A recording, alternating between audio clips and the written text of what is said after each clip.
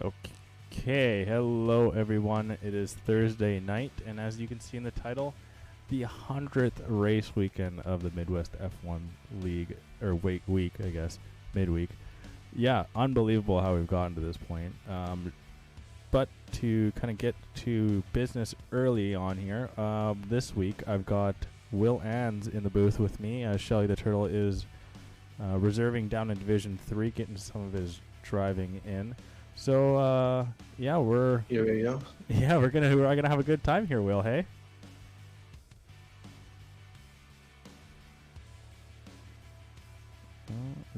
I'm pretty excited for this one. Yeah, COTA's always a good track as well. Yeah, no, it is. I completely agree. You keep talking and give a little bit of insight. I don't have my camera set up here.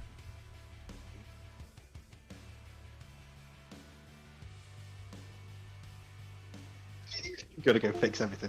All right. Yeah. What is that to say? I'm quite intrigued as to what the strategy is going to be actually, because I was listening on some of the D1 drivers earlier on in a party and they were discussing it, and it does look like it might be a bit of a split between some people trying a one stop and a two stop. Some concerns that the tyre wear is pretty high here, which just adds another dynamic to the race. So it's going to be really exciting to see what strategy comes out on top. There we go. Okay, now we're settled. Got the camera going, but yeah, I saw the actually. Countdown has begun. I saw the. I don't know if you saw the picture of the comparison, because COTA kind of gets a lot of hate from quite a bit of people, and they say that may just be in the sim world. But there's a funny comparison between like the S curves in Suzuka and kind of the slalom here in COTA, kind of. But now, why does it get so much hate? Do you know?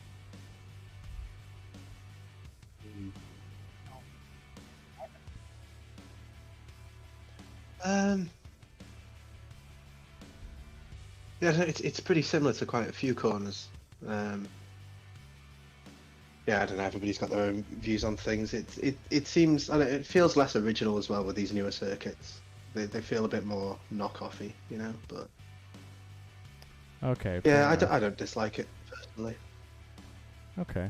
Well, we got a little bit of moment here. We're joining into the lobby. Seems like we might be missing someone. We'll check with the Division 1 Drivers' Championship. Scornsey has it locked up. Going down and mainly into the relegation battle is kind of the interesting side of it. Tiger NASCAR is 45 points back of Lancy. J-Cast and Kitten Petter. I believe Kitten Petter, yeah, he's confirmed to go down for next season. J-Cast still has a technical possibility, but he needs to score major points tonight in Lancy to pick up virtually nothing for him to see that come through. If not, that could be it of his Division 1 tenure, and back down to Division 2 he could go. Still a couple of guys having a chance of getting relegated, as well as KB O_07. So that is a chance. In the Constructors Championship world, Alpine has locked up their second. I think is the Alpine's second straight, but Mystic's fifth straight Constructors. Mystic Scornsey, same thing. Scornsey's fifth straight Constructors Championship.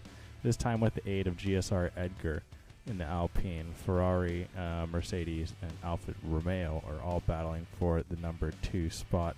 The race results from last week saw GSR Ryan Rods taking the win, with Scornsey coming second, and Scavney getting his first podium of the season. I believe I had it down as. Got Palmer with the big 4th place as he's trying to get promotion into Division 1 for next season down to Division 2. We can take a peek on that in a moment. Won't you let me know who you're going to jump on board with there, Will, and then we can switch over to them when they're going to their first hot lap. You can take us around COTA. But to continue, we see the schedule. Let me just clean that up. There we go. Yeah, the rest of the results there. Several DNFs, 6 to be exact. Killer XL did finish the race, but it was his bot that did so. And we can see the schedule of Season 7 nearly entirely full here. Ryan Rods has won 3 out of the last 4 and podiumed 4 of the last 4, with the second place. Scornsey and him have just virtually traded spots, and Ryan Rods has caught in some late season heat, doing very well to end the season, and maybe trying to give a little bit of a reminder to that man Scornsy coming into Season 8 of what could be to come, as we were expecting a little bit better of a battle this season, but I'm sure we're going to be getting it next. Just got to finish up Division 1 this season, and we can get on to what will be a very exciting Season 8 up in the top division in Midwest F1. But we've got many other divisions that we can get to. I think we still got a little bit of time there, Will, right? Yeah, just Scavany's just entering the last sector now. A few more corners to go. Okay, we'll check out Division He'll be 2. the first driver to start a hot lap. Okay, we'll check out Division 2 real quick here. Race day, Dusty Lusky have confirmed promotion into Division 1 next season. Light work is up on Cherry Coleslaw. Quite a few drivers are in the hunt of being relegated, and on board we go with Scavany coming around COTA. Take it away, Will. Yep. Uphill into turn 1, you can brake pretty late here because, of course, the steepness of turn 1 lets you brake a little bit later as well. Gravity slowing you down. Through the right hander he goes, just touching the curb a little bit on the right hand side, but that should be all stable in qualifying. Down to 7th in the S's, all the way down to 6th for the right hander. Into what is a pretty slippy chicane. You've got to be careful here. It's quite easy to run wide on the right hand side here as well if you're not too careful, but Scavany manages to navigate it pretty well. I think he left a little bit of time on the table there, but that is to be expected. This is just a bank lap, of course. Braking late for this corner. Super important to get a very good exit for this really long straight. He cuts quite a bit on the inside, but doesn't invalidate. DRS opening immediately down the straight. You can get a little bit of time just staying quite close to the right hand side here, which he's done a little bit. Now brakes late for this corner, cutting a lot on the inside there, but he does get away with it. You've just got to know where you can cut and where you can't cut around here. Of course, going purple as he is the first person to complete that sector. Into the double left-hander, also tricky for traction as well on the exit here. And through the fast right-hander, you just got to keep your foot to the floor. Take as much speed through there as you can, it's all flat out. And running wide here if you can, but not too wide to invalidate. And then through the last corner, very important to pick up good traction as well for the short little one to the line, and that's a 1:34.8. And then quickly beaten by Lancey. Immediately beaten by Lansing and immediately beaten by Edgar. Let's see, who else do we got coming over here? I'm on board with God Palmer.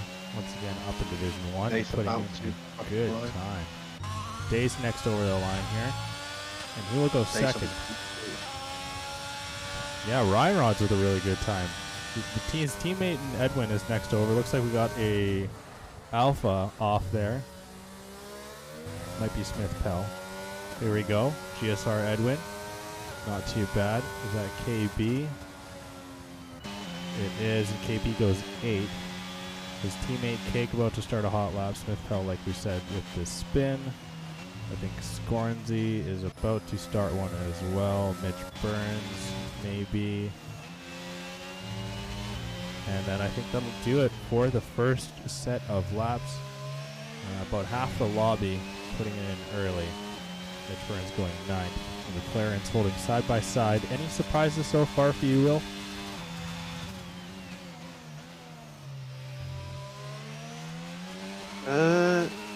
No tremendous surprises. That's a good lap from Palmer. I'm sure he'll be happy with that one. We've got Cake as well as Bacon, I think, also on hot laps. Bacon in the last sector now. But no, that seems pretty much what you'd expect so far. Scavany would probably want to be a little bit higher up, but it is just a banker lap, so.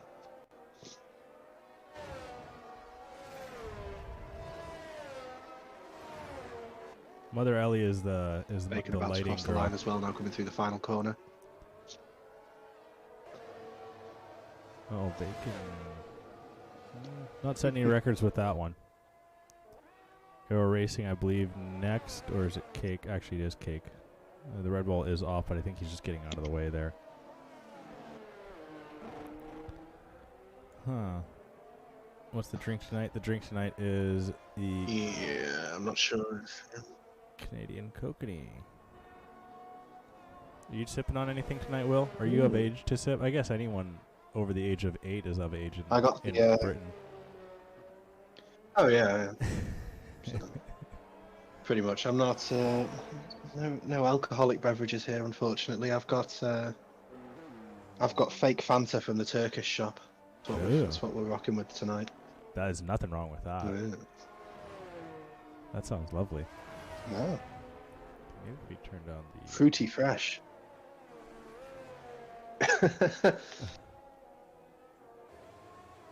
Scornsy goes fastest with 133.1.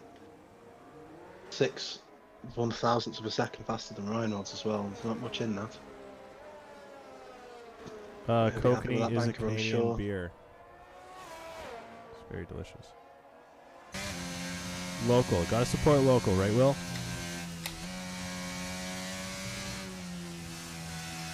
Yeah, it's gotta be done. I wish I'd realised we were sipping. I would have gotten something. I feel like I've let the team down here. No, that's okay. That's why I drink so much, is because there's a lot of local breweries. Hmm. I don't know any other way to support local. I mean, you're only doing it to support the local economy. Only reason, really. Yeah. Don't even like drinking, just but you take one for the team. I know. I'm just that good of a man that I just You're just such a fantastic person. I force myself to get midweek drunk. Oh, here we go. Oh, Tiny's up in how do you pronounce that, Will? In 15th place currently. I mean, obviously no time set in the Haas there. TJWNY. I say Tiny. Does that sound right? I usually just say TJNY and miss out the W because it's too much of an effort to pronounce.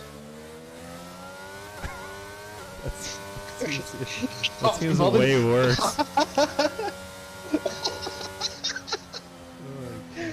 At least I'm honest. Oh god, that's funny. Okay. Fair enough. And it's a light beer. It's Let's change its name. It's nice and crisp. CJ Beans is probably. Good crisp beer. What's your drink of choice, Will? I guess we don't have you in the booth much. We need to learn a little bit more about you.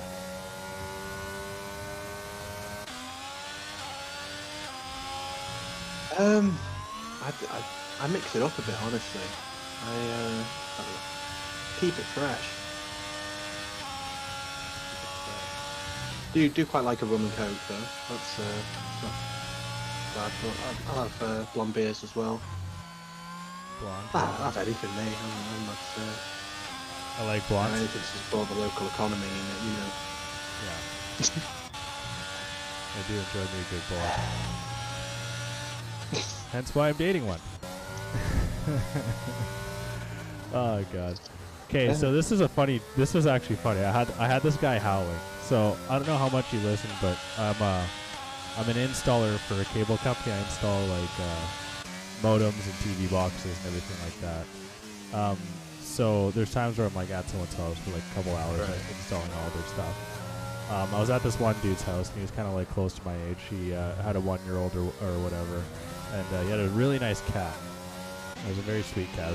Cat's name was Daisy, and so Daisy was just hanging out with me in the living room, and he was just we were just shooting the shit, just hanging out, and he's setting up his stuff, and then Daisy's just screwing around with the box that all the equipment comes in. And he's like, oh god, Daisy's so weird, she just loves boxes. And I look right at him, don't we all love boxes? He freaking died.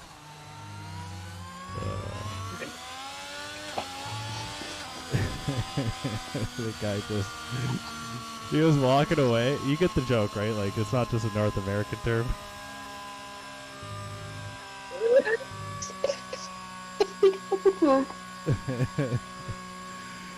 Yeah. Killer XL. Killer XL is off-roading. Oh goodness. Here we go. Scornsy finishing up the lap here. As usual, Scornsy and Ryan Rod's finding each other up at the top. Scornsy has had a little bit of struggles in qualifying as of late, looking to try and get rid of that unfortunate timings that he's been putting in. El Majacco putting in a solid 6th. Pretty good for his qualifying standards. Tiny still without a time, out of gas as well. Aero racing as well. Another guy out of time and cuts the final turn. And that would have put him... I would put him at least 9th. But he wasted it all at the end of that. No, the guy, it was so funny. He just like starts howling. He just was laughing his ass off. And he's like, I need to go check on my daughter. He's like walking away. I can hear him downstairs still laughing. That was so funny. Oh, God. That was good.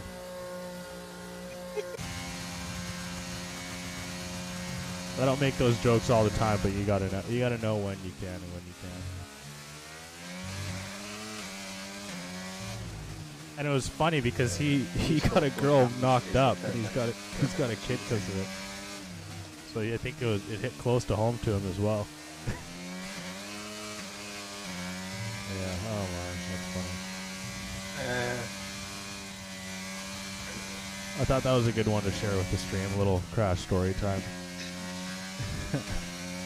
Thank you very much. I'm very grateful for that story. Yeah, it's improved my life immeasurably knowing those details. Oh jeez. There was this one time as well. I was in high school and we were going paintballing. We were going laser tag for gym one day. So I'll play laser tag. It was kind of cool. So I was like, it was after lunch or whatever, and this I was walking over down the hallway, and a girl in my gym class, she was like, I was like, hey, you ready to go laser tagging later? She's like, yeah. She's like, yeah, I'm gonna destroy you. And I was like, yeah, and then we're gonna go laser tagging, right? And then she just looked at me. I was like, That was You're fun. out of control, man. Yeah, I know. You're out of control. Dude, I don't know when to shut up sometimes. It's so funny. Oh, God. Yeah, I know. She was laughing, too, because she was like, oh, really? That was pretty good.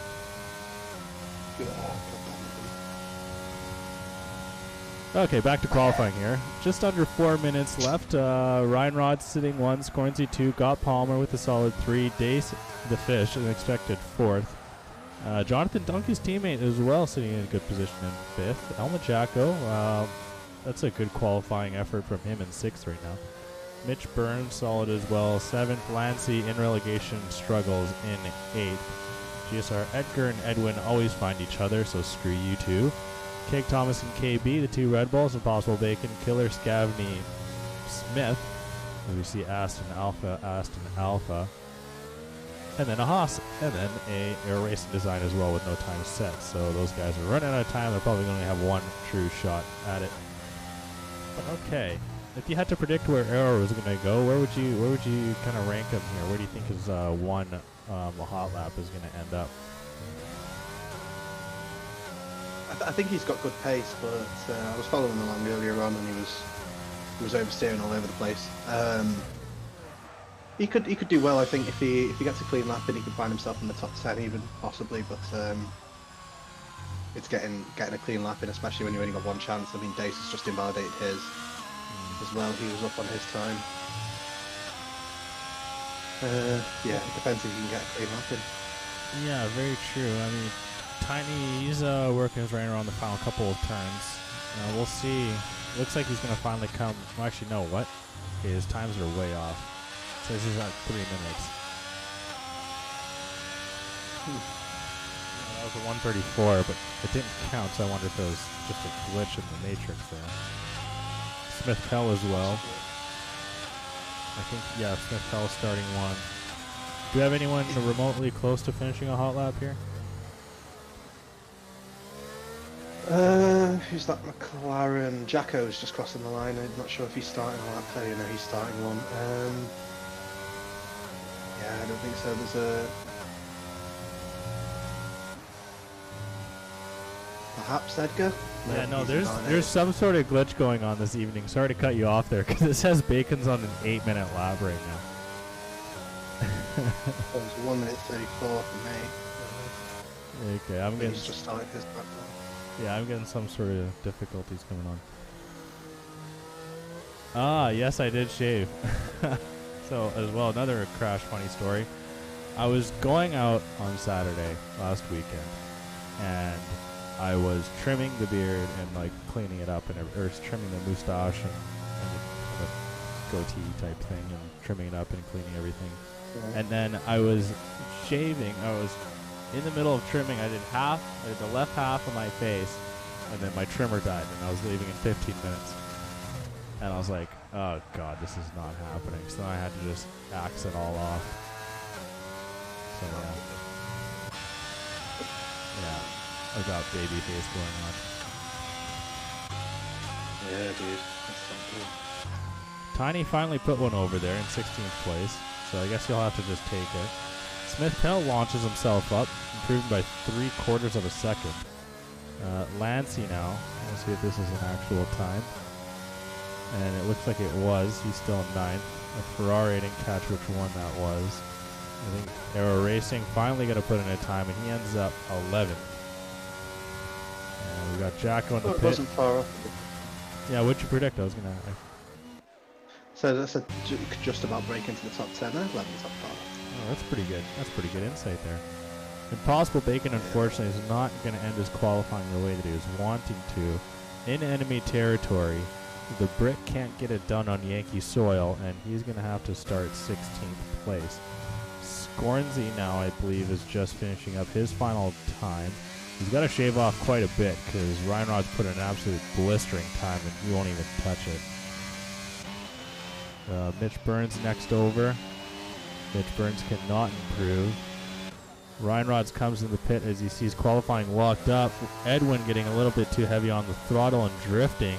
Probably could have got potentially up to 6th if he avoided that, but he's have to settle with 8th. Jonathan Dunk, the next over, as his teammate Dace is invalid, so the best Dace can do is 4th, but it is one better than his teammate. Killer XL is next and doesn't seem like he's way up on his time, but we'll see where he can go, and he ends up 14th place. Can Tiny improve? He cannot. Invalid. Lancey, I believe, the last one over the line to end our qualifying here, unless Aero Racing can do anything, because I know Smith Pell just finished a lap, and Lancey will just outdo his teammate. And yes, Smith Pell is done, and Aero is as well. Okay, not too shabby.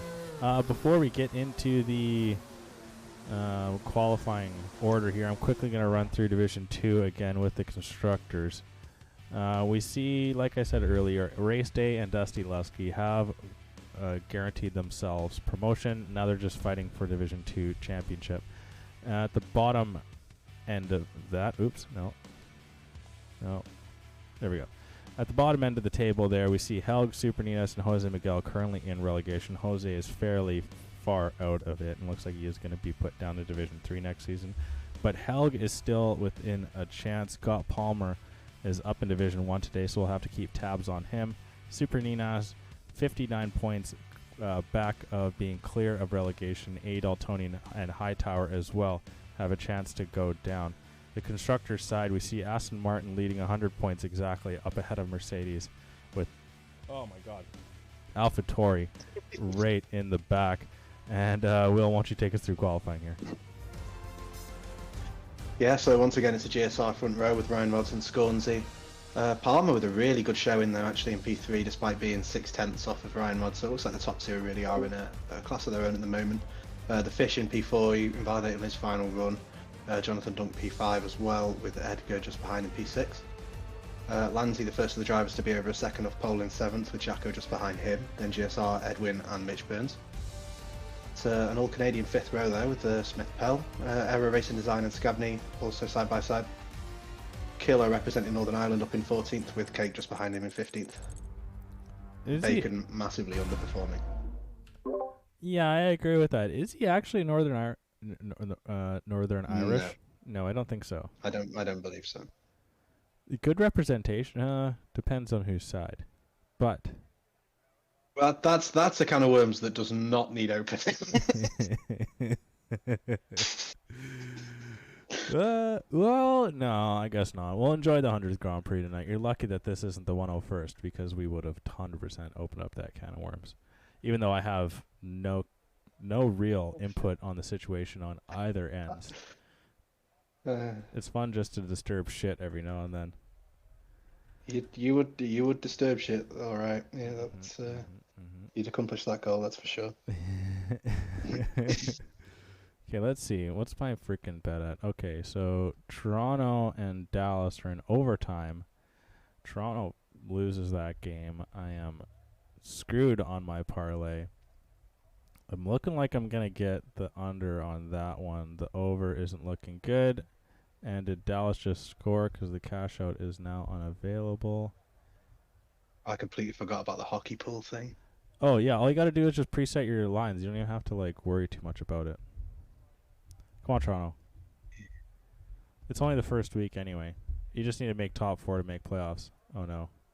What happened? Why isn't it letting me cash out anymore? Toronto, I swear to God, if you screw me again, I had a $60 win if Toronto beat the Canadians, but Toronto, like, who are heavy favorites, obviously lose. They're my guarantee, too. I just threw them in just to boost the pot a little bit. Oh, my God, and they freaking sewered me. And they're going to sewer me again tonight, probably. It's going to be great. But enough of that. Let's check in the Division 3 Drivers' Championship.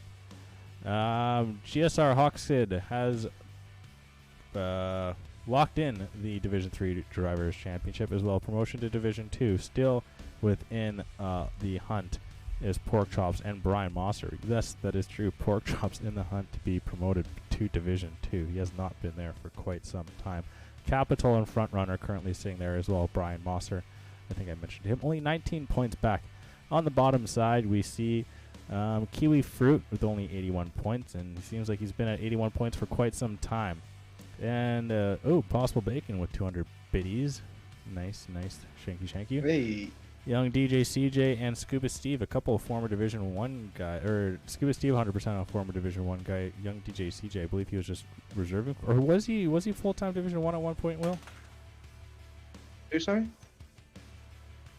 Young DJ CJ. I don't know. I'm not sure on that, actually. He's definitely... He might have been. It might have also just been D2 and occasionally reserved up. I'm not I think 100% sure. I think you might want to take a look at what tyres everyone's on, actually. Yeah, I think you might be right there. Scuba Steve, though, 2 points back of promotion. Looks like everyone's going on the mediums or the hards. Cornsey going the opposite strategy of Ryan Rods. We'll see how that plays out. Cam Tizzle and Scuba Steve only separated by 2 points. And DTR No Lug is as well still in the relegation battle there. Aston Martin as well leading Division 3. AlphaTauri and Williams battling it out for second place. Red Bull and Alpine battling it out for the biggest losers. And into Division 4 quickly, Aston Martin as well leading the way with Alfa Romeo closer at this point. And as well as the promotion is differentiated by only 2 points for the division winner, Division 4. And Xerska, I believe that's how you say it, is holding the final promotion position as it stands right now. But there are 2 drivers in hunt. And on the bottom side, Vamu Nibble trying to work his way out of relegation. We know how quick that man can be. But the formation lap is finished. We are about to get underway here in COTA. Will, do you want to take away the race start here, man? The 100th race week. Would you like those honors? I would be honored to. Let's do this. As we wait for the lights, we're waiting for CJ to show up. Yeah, he is taking his sweet time. Okay. That is so trolly. He did not just do that. That is so trolly. Okay, he got his 5 seconds of airtime. Okay. Yeah, that's the first and only time we'll see him for the entire broadcast. And it's lights out and away we go. It's a decent start by Ryan Rods, but it looks like Scornsey may have got a better one. Note, Ryan Rods is away using the grip from those mediums. I'm assuming Scornsey isn't going to dive it down the inside, and he doesn't. EDA, Palmer and Jonathan Dunk side by side as well into turn 1. Dace just behind them. Lanty with a run on him. Dace, that's Jonathan Dunk off and into the wall. Lots of position swapping as well going into the S's. A couple cars side by side, but they soon settle into single file through there because it's not the sort of place you want to go side by side. That's disastrous for Jonathan Dunk now. Ooh, actually After the two Red qualifying Bulls so kind of well. going at it a little bit there. And Edgar is off as well.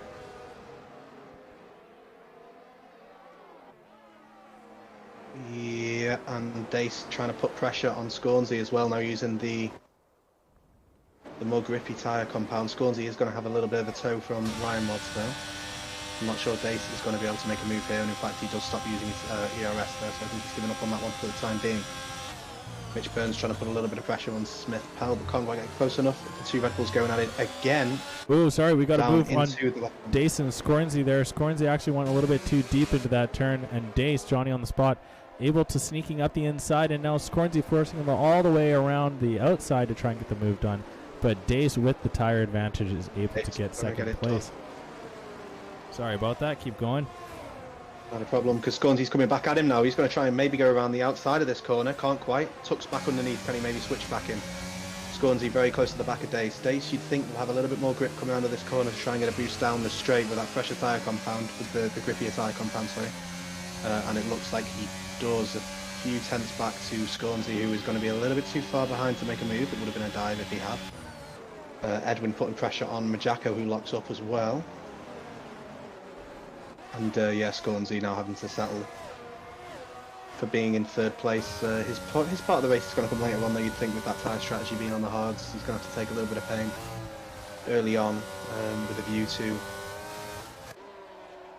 making up that disadvantage later on in the race. A lot of pressure now, though, from Edwin on the back of El Majako, who's on the hard tyres as well. Edwin might be looking to try and make a move on the Australian going down this straight. Yeah, I'm interested to almost see. Make contact. Yeah, I'm interested to see how much Jacko is going to fight this one out. Looks like Edwin mistimed that a little bit on the exit. Impossible Bacon seems to have created a yellow flag. Still sitting in. Yeah, still sitting in 16th place. Does it around turn 11. It looked like Dunk and Edgar both had to pit there, so they're kind of in their own race. Now, we said that was going to be the last time we mentioned TJ, but he is up in 15th place, so that's it, though. Yeah. Oh, my goodness. Mitch Burns tries to go around the outside of Cake there. I think he just outbroke himself a little bit. Lost a little bit of ground. Dace already 8 tenths away from Scornsey. Cake with the 3-second time penalty already. That's not very a great start early. for him. Yeah, very early. A little too early, to be honest. Ryan Rod's resetting the fastest lap here. And once again, Mitch Burns nearly outbreaks himself and puts him in the back of Cake. DRS is now Cake available. low on the ERS as well. Cake's not got much ERS to defend with as well. Probably looking to maybe make a move, Mitch Burns down the next straight. But Cake is likely going to have the DRS from Smith Bell as long as he doesn't make any big mistakes. So it's going to be interesting to see if he can defend that. Edwin still all over the back of Majako, who has fallen out of the DRS range of his teammate Lanzi. I don't think Lanzi will back off to give him the DRS. It doesn't look like it so far, although that might have been the better move for the team overall. I'd be surprised if Edwin wasn't able to make the move here, honestly. He's got so much more grip than Jacko. We've got a spinner there as well. It's GSR Edgar, just before the final corner. Yeah, Edgar really struggling here. Still fairly early. Safety car could come and bring him back into this race. But we're on board with Edwin at this point, and looks like he's going to have a fairly pedestrian move on Edwin now, sandwiching himself in between the two McLarens there. And still within DRS to the other McLaren, Lancy, and he might potentially get some sort of attack set up into turn 1. He's got a little bit of gap to close, but it is a potential. What else do we got? We got KB kind of close to Killer there, down for 12th and 13th place. But yeah, a lot of battles. Behind the Jacko fight.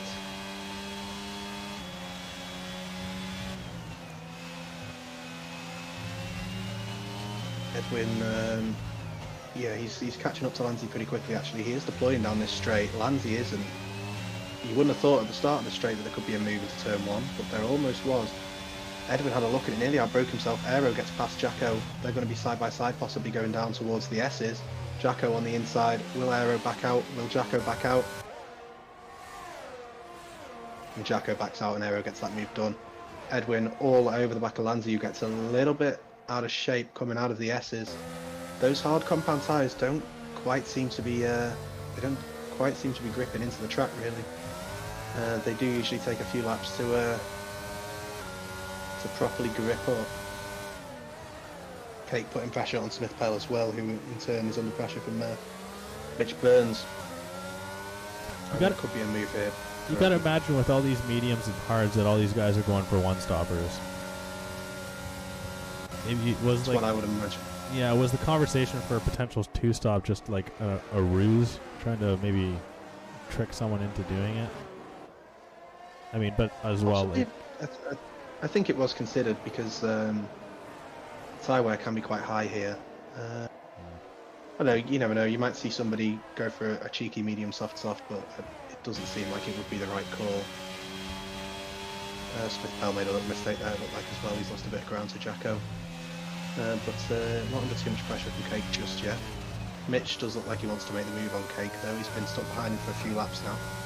Mitch gets a great run out of that corner. He could look into making a move into the final corner, and he does. He goes down the inside. Cake on the outside should get a slightly better exit. Both of them with the DRS. It's just a straight drag race now. And Cake Thomas with the lower wings, as you can see, just pulls away from him. oh yeah, it was almost. Yeah, definitely you could tell as soon as they were able just to open it up, the Red Bull took off. I mean, yeah, it seems like that might be the reason why Mitch Burns has been stuck behind him this many laps. It doesn't matter that he's quicker because he can't actually get past it in a straight line.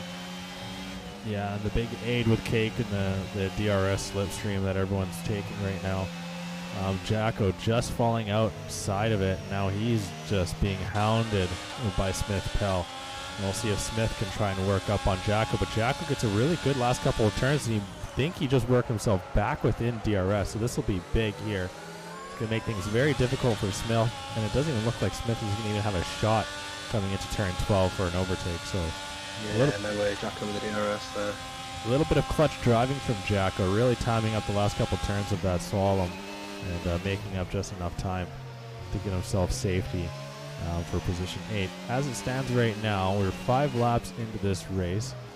Scornsey has dropped 1 position for being on the hards, but ever since the race has opened up, he's kind of held that gap at 1.4 to Dace, but Dace is slowly losing time to Ryan Rods.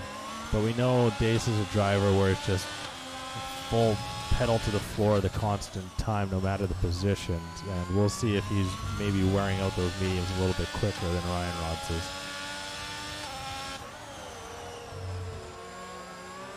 Yeah, looks like Ryan Rods is looking pretty comfortable for the time being, but I don't think Dace can put him under pressure anyway, so it's going to come down to the strategy, I think, with Scornsey. It's going to be interesting to see, but I don't think Ryan Rods is pulling away quick enough from Scornsey. At least not at this moment in time. Aero's still all over the back of Lanzi here as they go through the S's. Cake all over the back of Smith as well. There's quite a few close little trains throughout the field here, some scraps, but it can be difficult when everybody's got the DRS. You know, you can be all over somebody through the corners, but then down the straight, you just can't gain, as we've got a yellow flag in sector 3. That looks like it's GSR Edgar span again. I wouldn't be surprised if he retired in the pits at some point. He's now about a sector ahead of the leader on track. So he needs to be careful. He can't afford another spin because he may well end up lapped. Cake Thomas running really low on the ERS as well, so that's going to stunt his attack. Lanzi under pressure now from Aero, who goes down the inside. GSR Edgar retires in the pits, so we shouldn't see a safety car, but side by side from Lanzi and Aero Racing Design, they make a tiny bit of contact. Lanzi just holding it through on the inside. He's got the better line for the next corner. Can Aero go down the inside of the double left-hander? Yes, he can. It's going to be difficult for Lanzi to hold it around the outside, but he does get just the higher overall speed with that wider line. And Aero's going to have to settle back again. Can he try and make a move, maybe into the penultimate corner or the last corner? He's going to stay behind for now, focusing on getting that exit. As we're seeing rain. There's rain. Rain is falling. Oh my goodness. We'll see how heavy it is. It doesn't look like these clouds are too dark right now. But as well, how long is the DRS going to last? Because the rain is definitely coming down a decent bit now. And we got Aero Racing trying to go around the outside here on Lancy. Lancy doing a good job of defending the inside. But Aero Racing not wanting to give in, and he goes back around and through and underneath up into 6th place. Very clutch timing there for Arrow. We'll see if DRS, there you go, is disabled. Disabled. So we're looking at intermediate conditions already. This is actually, seems like this might have been a bit of a blunder by Scornsy, honestly, to start on the hards, Yeah. as well as Lanzi and Jacko. If it's the case that we're going to be going on to inters this early on. It We've looks got like two drivers on it already, and TJ, who are going to look at maybe getting a big undercut on the guys ahead. Yeah, it definitely looks like it's inters already. This track is getting wet real quick.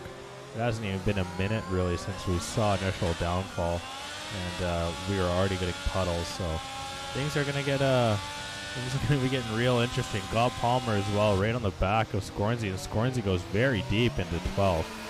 But yeah, I think at this point it's just getting that car into the garage.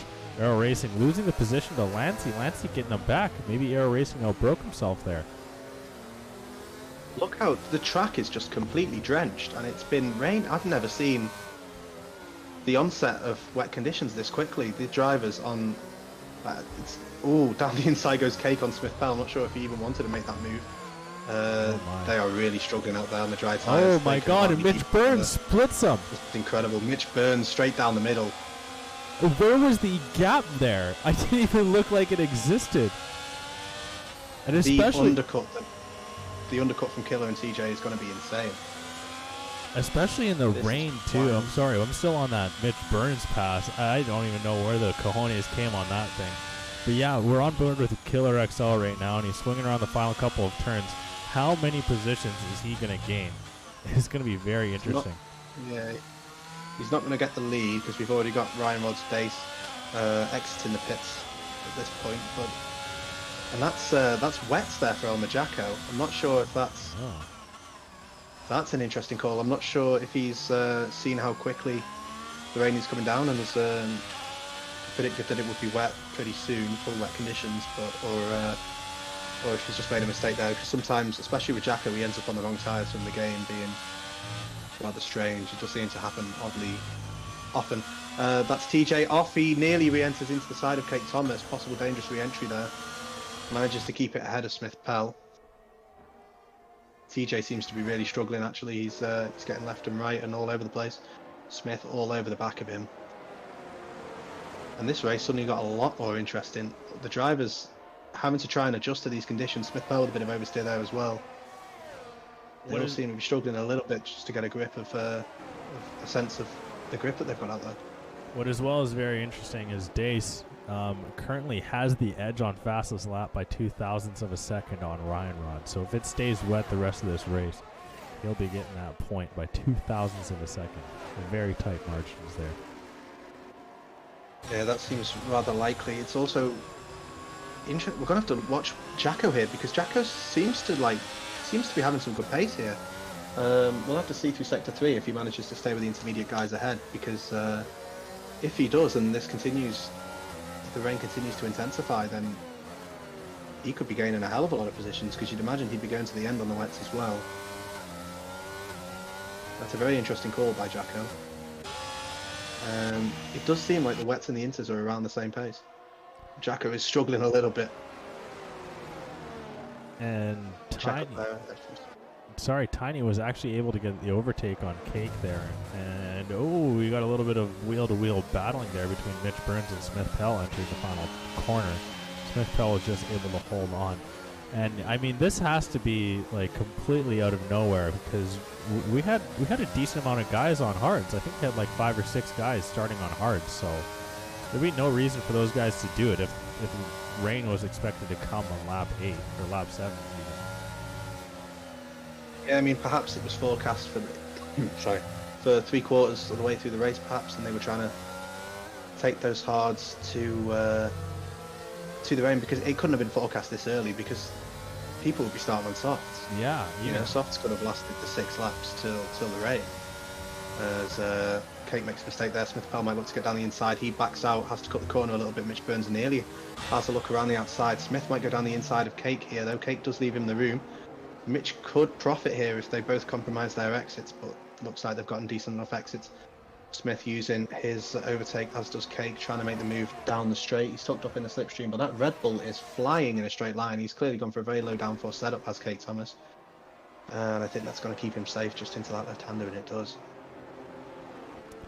very important, which I didn't notice, was Tiger NASCAR is not here this evening, so Lancey is trying to increase his lead on the potential relegation battle there, without any battle really with Tiger NASCAR not being here. There actually might be even a chance where Lancey can confirm him in Division 1 for next season, pending on results. So I'll have to check out what that'll be exactly. Yeah. Aero putting pressure on Lancey as well, as we were mentioning. Mitch still all over the back of Smith Pell. This is an interesting little fight. Jacko just over a second behind them. Jacko not quite with the pace of the intermediate guys, but he's not far off, as Mitch Burns does send it down the inside and then has to back off over turn 1. But yeah, Jacko not quite with the pace of the intermediate guys, but not a whole while away, and it does look like it has gotten wetter than when it started raining. The rain has definitely transitioned to become more intense. It might actually be heavy rain now. I think Jacko might have pulled a masterclass here. He's not in Alpine, but he certainly has El Plan. Yeah, and just kind of going back to what these hard starters kind of had to deal with. Scornsey is having to deal with sitting behind Dace and having to try and overtake him to potentially close that gap to Ryan Rods. And, I mean, obviously, I'd imagine... did you watch the... last Friday they did the F1 race at Zandvoort, the F1 game race at Zandvoort? And did you see that? No? No. Jarno Opmeyer made a very bold move with only 9 laps to go. He instead didn't go for the mediums and went for the hards. And he's saying that his setup wasn't going to work with the mediums, which was a very interesting... Because, I mean, even then, like, the medium's got to be quicker at that point. He ended up losing major time from it. And I don't think that'd be what Impossible Bacon. He comes into the pit. Did he come from the pit? No, what am I saying? Got some yellow flags there as well. I'm not sure exactly what happened. Yeah. And there goes the dive from Mitch Burns down the inside of Smith Pell into the last corner. Mitch Burns, he likes that as a possible overtaking opportunity, I think. He doesn't quite get the move done again there. Smith just with a really good exit. And he could look to maybe get on the inside here. Smith covers it off around the outside. Mitch Burns tries to go, but he's not going to be alongside. And look, both of them caught in the corner, both of them picking up penalties. Oh, goodness, that's funny. That's got to be good news for Jacko, just watching all 3 drivers up ahead of him sitting with the penalty right now. We got to remember, Cake got that one very early. He got on like the 3rd lap as well. So I imagine he might have picked up another quarter-cutting penalty, or he might have another one coming his way at some point also. So, yeah. Scornsey's starting to put a bit of pressure on Dace as well for P2. Looks like he has a better grasp of the wet conditions. He nearly looked to go down the inside there, just thought better of it at the last minute, but I'm going to be very intrigued as to when this goes to full wet conditions, because I do think it's going to happen. The rain does look very intense. Yeah, it does. We'll have to wait and see. I don't know if you know too much about Texas, but this would shut down the state, all this rain. They'd be without power. Remember right the now. NASCAR race? No. What was that happening in the? They had this much rain, and during the NASCAR race at COTA, it was. Oh, really? An absolute nightmare. Yeah. I could see that. Yeah, Texas does not set up their infrastructure to be able to handle any sort of weather that isn't, in our world, just 20 degrees and sunny. Yeah, and around the outside goes Mitch Burns on Smith Pell. That was an unbelievable move there by Mitch. I don't know if you caught that one on the broadcast. No, just went clean around the outside through the sweepers. Fantastic move. And Jacko still only 6/10 behind on the wet tyres, so it's going to be very interesting to see. I don't think this is going to put Jacko in contention for a win, just because the leaders are just so far ahead. But it's kind of funny how many positions Mitch Burns has gained in Sector 3, which is the sector where it doesn't seem that passing is offered up at all. But we've seen him take 3 spots just in Sector 3 alone, which is hilarious. Yeah, I think he seems to be working with a pretty high downforce setup, which might help him in the rain as well, actually. But it means he's making his moves through the corners. KB looks to maybe go down the inside of Jacko there. That would have been a foolish place to make the move, and he did back out. Aero only 2/10 behind Lanzi. There's just so much going on. Yeah, Mitch Burns now is lining up Cake. Both of them are. Yeah, both of them have quite a bit of DR or ERS to deploy here, but Mitch Burns has gotten a really good timing out of the final, out of turn 11. And he is currently in the slipstream, but it actually looked like Cake is just able to pull away there. And that's the setup difference there. I was about to say, this isn't the first time we've seen this, but we got Aero Racing and Lancy battling.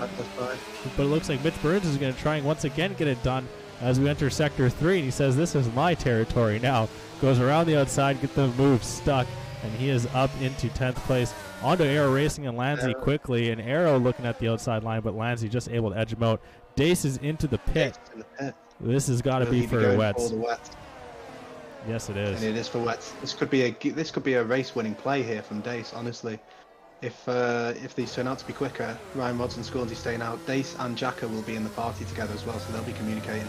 Jacko now only 3/10 actually behind Smith Pell.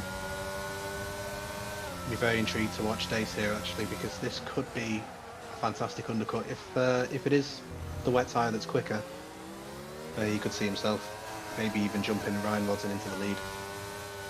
This will be very interesting. But now Dace is a man prone to penalties, so we'll see how much that comes into play. He already has one, and we're not even halfway through this race. He's a man prone to bottling it. I think it's is the technical term. Yeah. Fair enough. Cake picks up another 3 seconds. That's what we were mentioning before with how early he got his first penalty. He was bound to get more. Well, Pork Chops was trying to set a record tonight. Not just with our 100th race, but as well trying to get the quickest DNF. He was 5 seconds into the race for the DNF. Oh, goodness. Well, at least he gets to spectate and watch the 100th race. That is true. As Aero putting pressure on Lanzi again. He tries to go around the outside at the end of the straight. Lanzi's going to try and hold it out on the inside. That line turns to the outside for the next corner. As Aero looks at making it, but he's just a little bit too far back now. He gets a big slapper of oversteer as well, which is going to let Lanzi sneak away a little bit. I'm not 100% sure that the wets are as quick as the inters. It seems like the inters probably have a slight pace advantage at the moment. Dace isn't exactly lighting the times on fire, I don't think. But we'll have to wait and see. Of course, it's a very dynamic situation with the weather.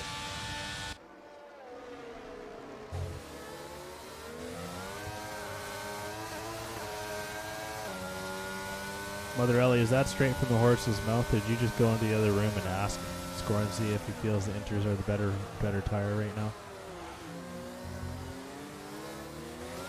But Aero Racing. Sorry, another snap of oversteer from Aero there, getting a little bit too heavy on the throttle again. And we got a yellow flag in Sector 3 that seems to be impossible. Bacon, yeah. It's not a great race, has he, Bacon? To frame it lightly. No, not at all.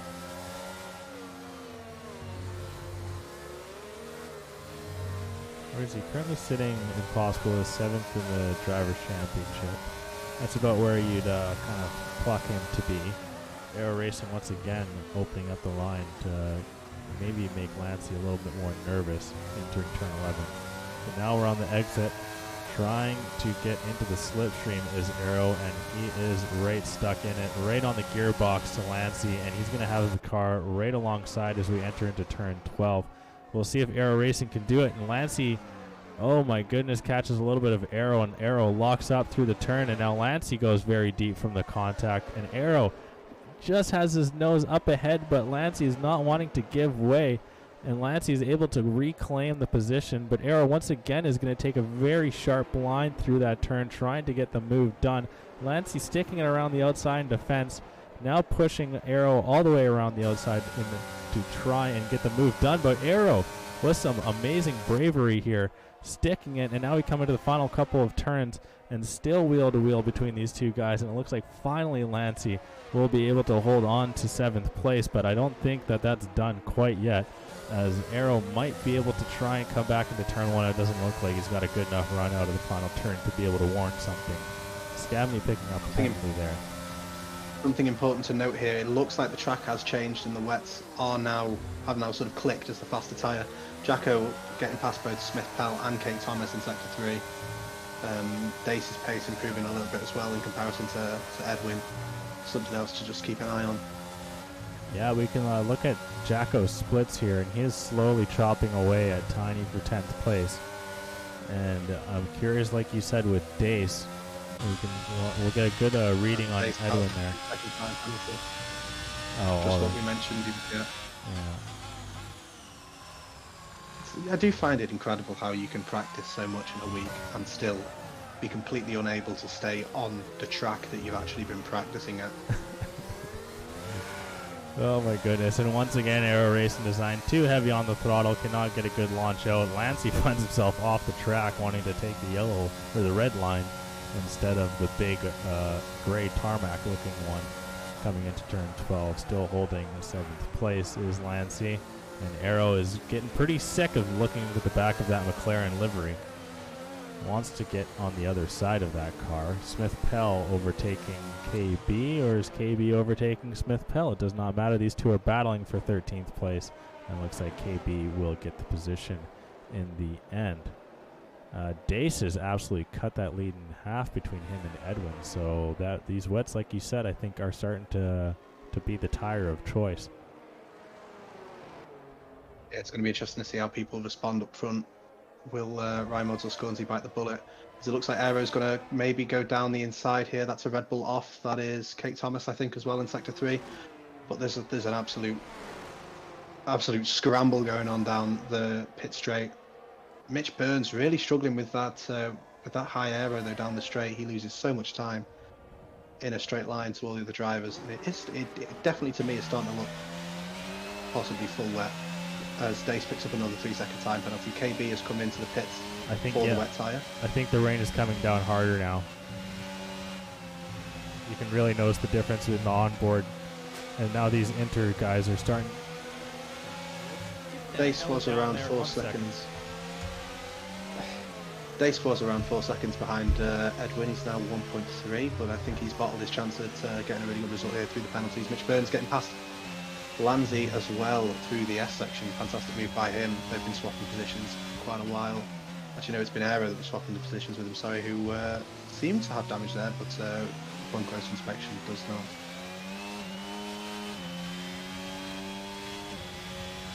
Dace all over the back of Edwin now. It does seem apparent to me that the wet tyre is the tyre of choice. Jacko will, I'm assuming, be catching up to TJ as well shortly. Dace is going to be looking at making a move on Edwin here as soon as he gets the opportunity to. He's all over the back of him. You can tell those wet tyre runners have more pace, and Scornsy is in for the wets. Rimods has stayed out, and this could be huge for the result of this race. I feel like Scornsy has made a fantastic decision there strategically, and Rimods has perhaps blundered. And in goes Edwin as well as Dace picks up that position. Rimods is going to be struggling to get out ahead of Scornsy here if he does pit on the next lap, I think, but it's going to depend on the traffic as well. Killer XL staying out on the intermediate tyres. Yeah, Tiny staying out as well, and Jacko nearly hitting the back as Tiny has to brake so much earlier than Jacko.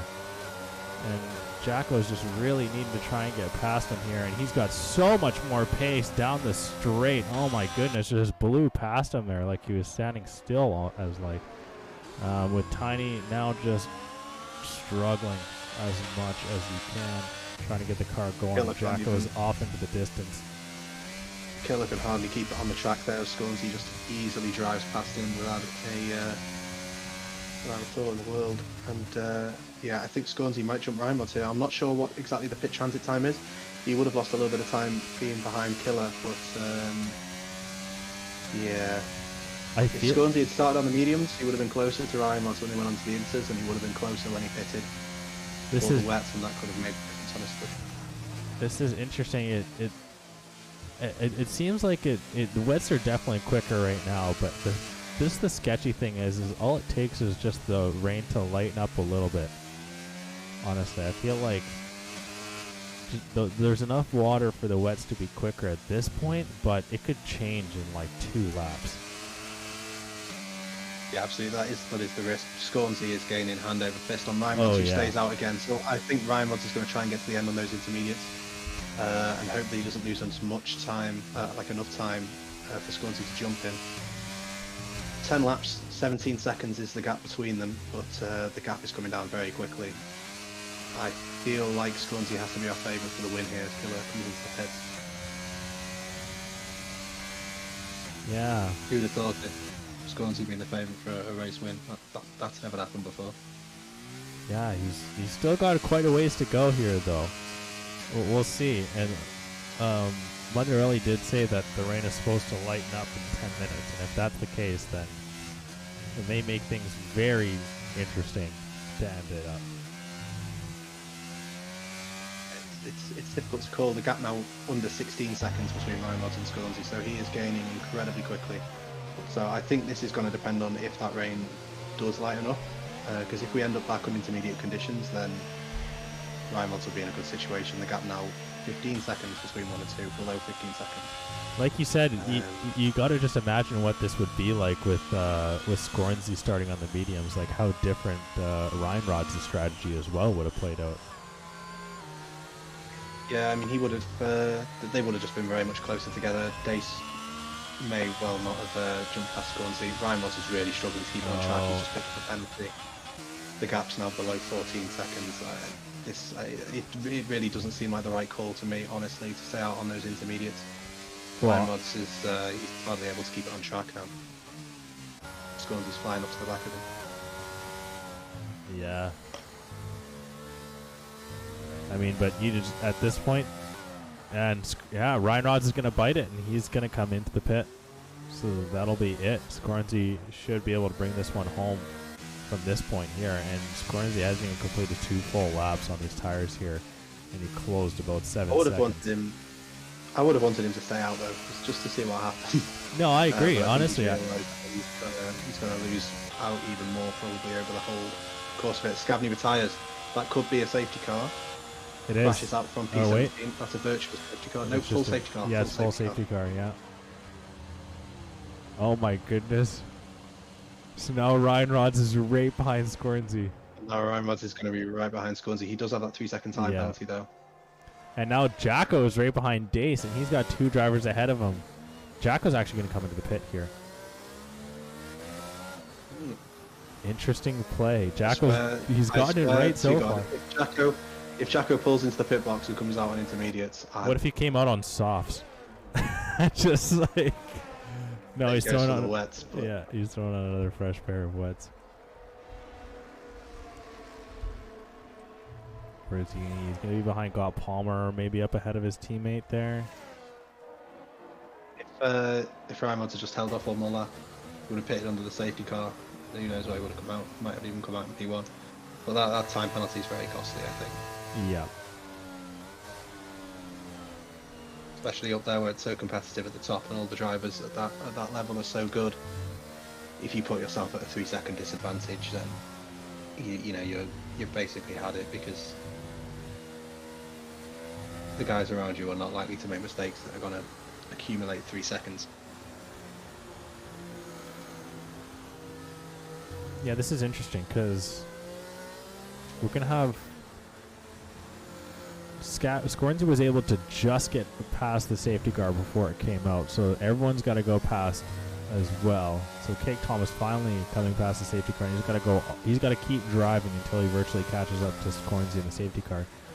So Scornsey's not going to get in behind until lap 20, then we're probably going to go around for lap 21. Potentially we might not even get it going back until lap 22. Maybe lap 21, but we'll see. That'll bring us with 7 full laps to go from that point on in the race.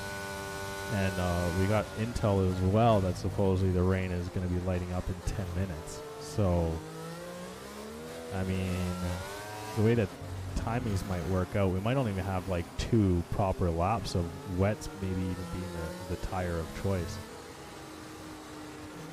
I mean, if that's true. Yeah. What if the rain just stopped right now? Just said, I'm good, just cut it. Track dries up. That'd be crazy. It would have been interesting if somebody had really taken the risk and pitted for the intermediate. I'm not sure if it would have been a good risk to take. It would be a very big risk, but it would be entertaining for us at least. I mean, at the end of the day, what really matters?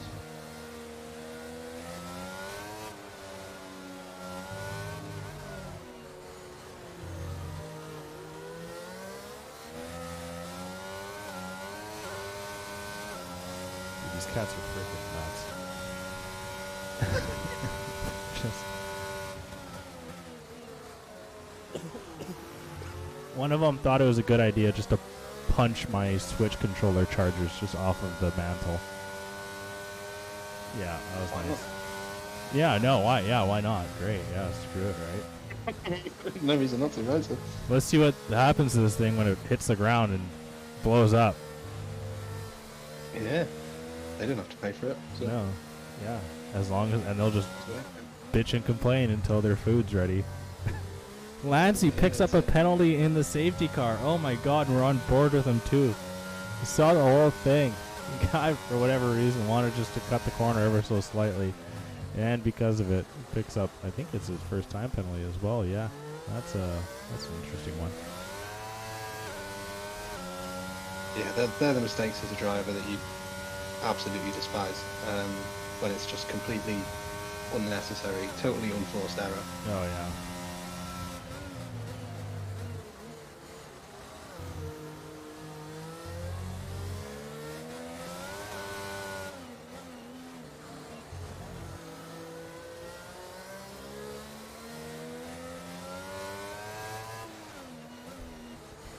My goodness. Okay, let's check how the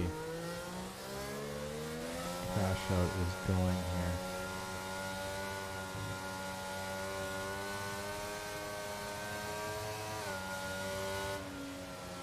Ahaha! Let's go. I got it. The parlay hit. That's good.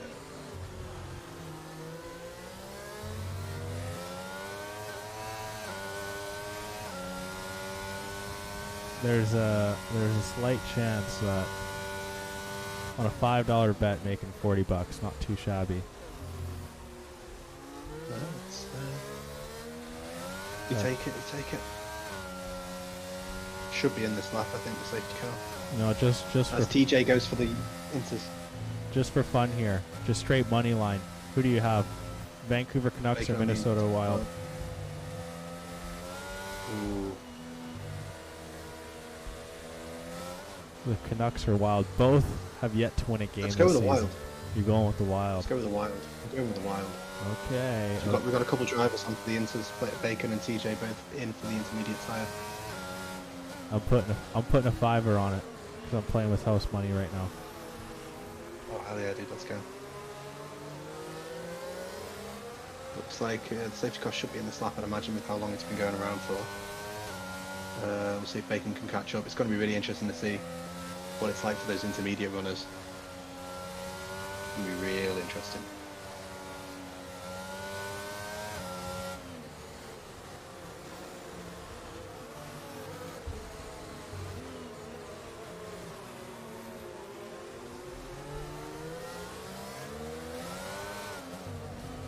Are we going to get these guys caught up before the safety car restart here?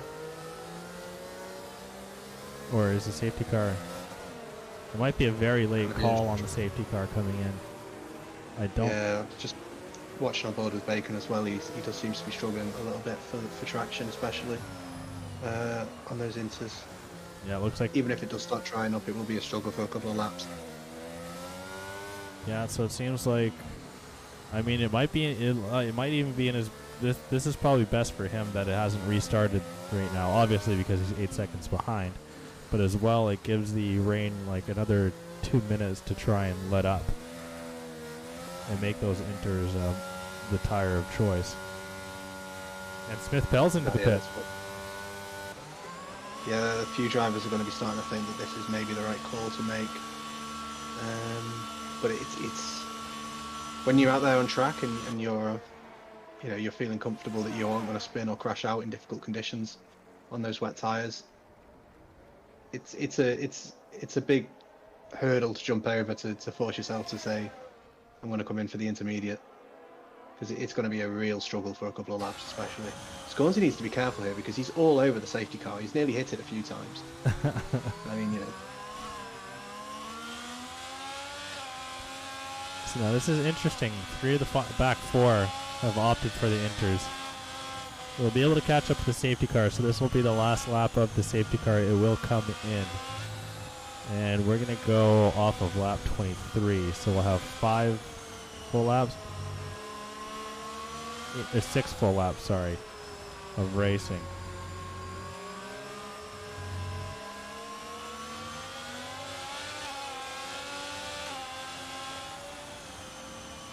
yeah, this is what it all comes down to.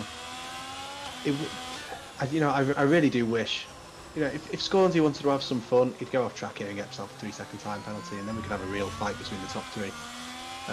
But it would have been interesting if Ryan Rodds and Dace didn't have time penalties. I mean, you don't. Ryan Rodds, it's because of those difficult conditions when he was on the long tyre compound. Dace, it's just because he's a fish. Yeah, this is true. You'd think he'd be all right in the wet conditions, wouldn't you? But insider information, though, Dace actually can't swim, so maybe that factors into it as well. So these are all different things you've got to consider here. Dear heavens, a fish that cannot swim. It's incredible, isn't it? I thought I'd never hear the day. Yeah, it's a rather strange thing to think about. Anyway, Scornsey's going to be leading us away for this safety car restart. What would a fish that can't swim look like? I guess Dace then, eh? He'd be a 5'8" guy from Indiana, probably. If I had to guess. There we go, and we're back racing here. Scornsey gets us back underway here. Ryan Ross has got quite a bit to do. Killer Excel's the man who has the potential for a podium here, as well as we cannot count out Edwin and Gott Palmer. We'll have to keep an eye on these intermediate tired guys and see if it does come to fruition, but it already looks like Kate Thomas is trying to get the overtake on a Tiny there. But we'll go back up into the lead. We see Killer XL trying to follow Dace, but he's already almost a second back of him, or is over a second back of him actually. Tiny does get overtaken by Cake, so I don't think the inters are the way to go. It seems the rain is going to hold out and may have not been the decision. Jonathan Dunk is looking real quick on KB. Right on the back of him. He's putting a lot of pressure on KB here. Maybe thinking about a move into turn 11, but he gets a big snap of oversteer there and just has to catch the car. Scornsey already breaking away a second ahead of Ryan Rodds. The big battle, in my opinion, here is can Killer hold on for second place? He's gotta have some crazy pace here to try and keep way with Ryan Rodds. So that's one thing to do. Yeah, I mean, sometimes you've got to take these risks. You've got to take these gambles and just see what happens. Doesn't seem to have worked for them this time. But I mean, if they keep it on track, maybe in 2 laps it might dry out a little bit. But it doesn't look like that's going to be the case, unfortunately, for the intermediate runners. But yeah, you've got to try these things sometimes. Jacko getting past Mitch Burns. He tries to hold it on the outside, but can't. He has to back out. Jacko up into P7. Bit of a checkerboard here with the McLaren and AlphaTauri teams. Interesting how Jacko is able to get that move done on Mitch Burns' sector as well. Yeah, absolutely. Looking at overall positions gained and lost, Killer XL currently sitting with a whopping 10 positions gained. So it looks like he's got the hardest charger locked up, as the next closest is only sitting with 5.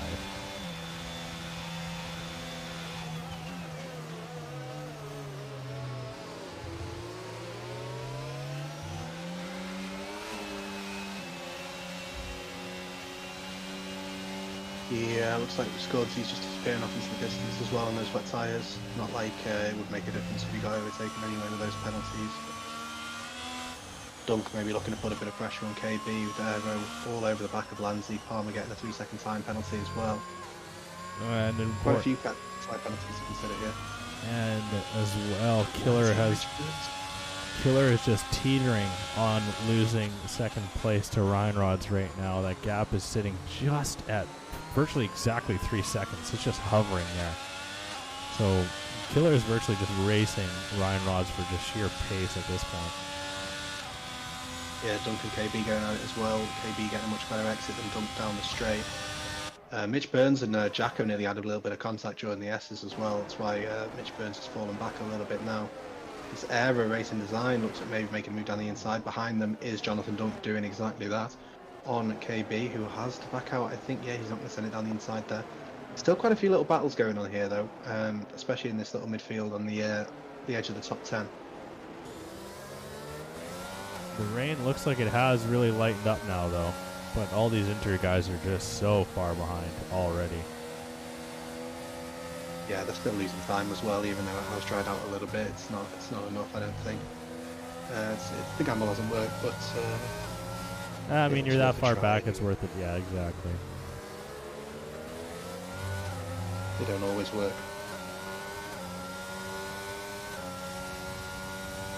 Now, with how it seems spot on Jacko's been with the his predictions on the tire strategies, maybe the wet's a little bit early. He's only got one position gained from qualifying. Looking like he's going to get another one by the time the race ends out. It might actually get 2 with days. So it's kind of funny how things work out there.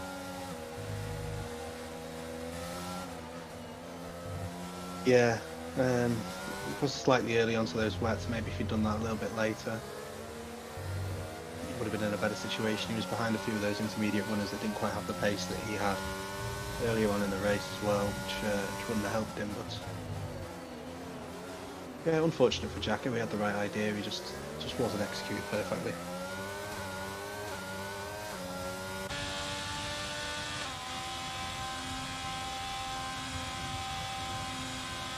But as it stands right now, we've got a Scornsy Ryan Rods 1-2 and a Killer XL 3. We'll see if it sits that way because we've got GSR Edwin trying to get a double Mercedes podium here. The other Alpine, of course, is out of this race, but the Constructors' Championship has been locked up, so no real difference there. Dunk is all over the back of Aero Racing, and he's actually trying to go around the outside and gets a little bit of oversteal, and by a little bit, I mean a lot of it, and actually needed Aero Racing design to help him straighten things out. Very generous of Aero, though. Yeah, that was very kind. Just kind of caught him, said, hey, here you go, buddy, and then just breaks off into the distance. Pretty much. Mitch looking to maybe make a move on Jacko, but he is so slow down that straight. Yeah, slight miscalculation, I think, on the strategy from on the setup. Sorry, from Mitch Burns. Jacko going a little bit wide, inviting some pressure as TJ picks up a 3-second time penalty. You hear that joke about the guy whose buddies put Viagra in his Tic Tacs? No. No. So it's this guy's a lifeguard, and it was his first day on the job. As Mitch Burns is getting very aggressive on Jacko and nearly. Oh my God! And just disastrous carnage. Finishes off Jacko and Lancy with the 5-second time penalty for that incident as well. And I think Mitch is going to be hit a little bit harder than that later on. That was not open for him one bit. My goodness. Aero going for the move on Jonathan Dunk as well down the straight. Yeah, I don't know what happened there. I was watching. I was on board with Jacko, and then suddenly I saw the sky, and then I saw the barrier, and then I saw the floor, and don't know what that was. KB getting past Lanzi there as well. Yeah, I was on board with Mitch there, and into turn 9. He tried to take a gap that was not there and then forced his way back in and just ended up taking out Jacko. Yeah, the move was not on the position. It was not a good area on track to do it. I'm sure the stewards will have something to say about that post-race. Yeah, but anywho, so this guy, he went to school to become a lifeguard. It's his first day on the job. His first assignment is to watch the kids pool. Oh no. Oh no, crash.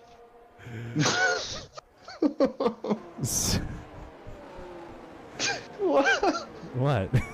I haven't even got to the joke yet.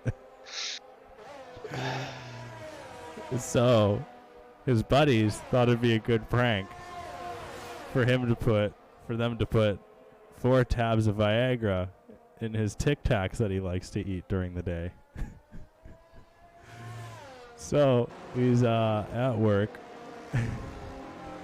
He's sitting watching over the kids, and then just out of nowhere, he just gets a raging boner. Right? Oh my God, Mitch Burns doing it again, just going for his base that's not there. Got that time at least. He's attacking Kate Thomas, gets the traction as well. But we already know what happens now with the setup difference. Cake says, "See you later." And Lancey as well, looking to try and get Mitch Burns. So this setup has really killed Mitch. Yeah. Well, we'll see. Now we're in Sector 3. This is Mitch's fun zone here. And already he's got the switch back on Lancey.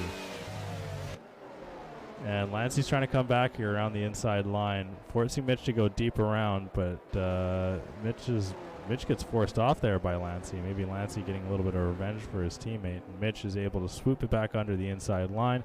But Lancey, now it's his turn to have the inside. It looks like he's got that position now locked up. But no, Mitch is not giving way. Still going for it. Around, and he's going to try and break deep with Lancey. And Lancey just barely giving room and as well barely keeping tires on track. And now Mitch once again down the final turn.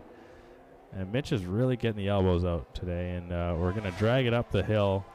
And Lancey, he should have been able to overtake Mitch there. I'm not sure what happened, but Mitch is going to have the lead coming into turn 1. So his buddies come visit him and are laughing. He's just like, "What are you guys doing? Why are you like, oh, we know." And like, "What do you know?" Like, he's like, "We know you have a raging boner right now." And he's like, "How the hell do you know that?" And like, we put Viagra in your Tic Tacs." And he's like, "What? Why would you do that? That's so fucked up. Like, I'm lifeguarding today, blah, blah, blah, blah, blah." They're like laughing their ass off. So he goes into the washroom to make sure, to hopefully that he only took like 1 or 2 or something. So he goes into the washroom, pours out the tin of Tic Tacs into his hand, and he counts all 4 tabs of Viagra.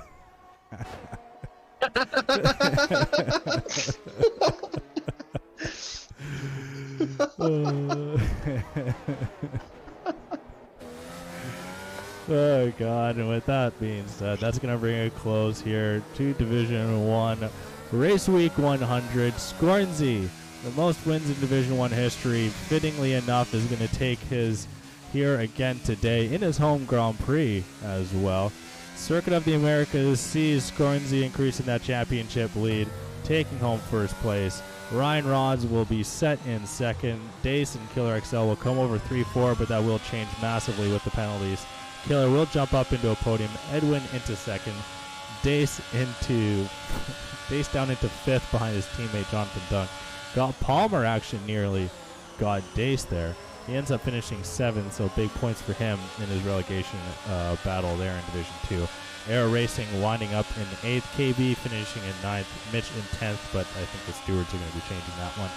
Cake 11th. Lancey and Jacko, the team of Clarence, finding a little bit of hard luck here in 12th and 13th. Tiny, Impossible, and Smith Pell will finish out this rest of the race.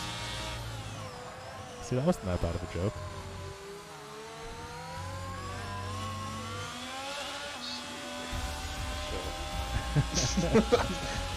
I've run out of things to say for tonight.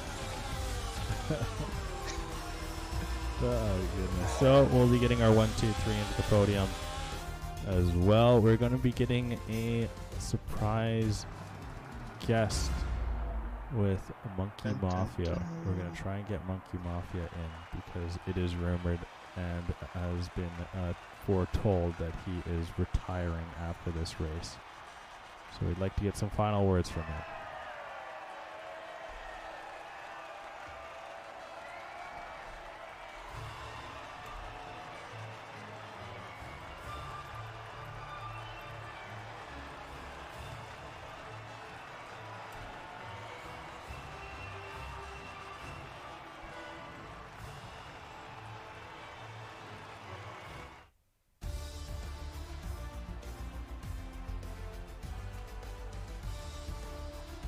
You want to take us through the order here? I'll try and get this going. Yeah, sure thing. So obviously Scornsy taking the win with Ryan Rods in P2. Killer getting a unlikely podium from P14 on the grid. I'm sure he'll be very happy with that one. GSR Edwin in P4 with Jonathan Doug just behind in P5, recovering well from the first corner incident on lap 1. Dace just behind him, a fish out of water on the track. EDA got Palmer in P7 and Aero in P8. KB in P9 with Mitch Burns, the Canadian rounding out the top 10. Kate Thomas just behind him. And Lanzi just behind him. Jacko, after some late drama, finishes P13 with TJ, Impossible Bacon and the intermediate crew all behind him. Scabney P17, the first in the DNFs, with Edgar behind him, of course, with our first DNF of the race.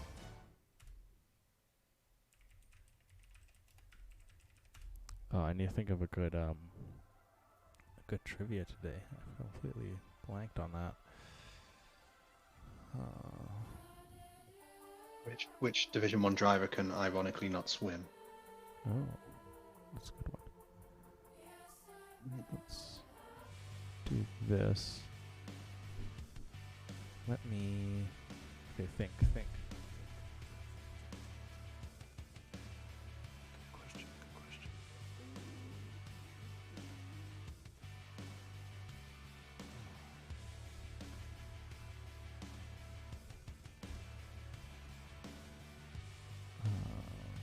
Just advances.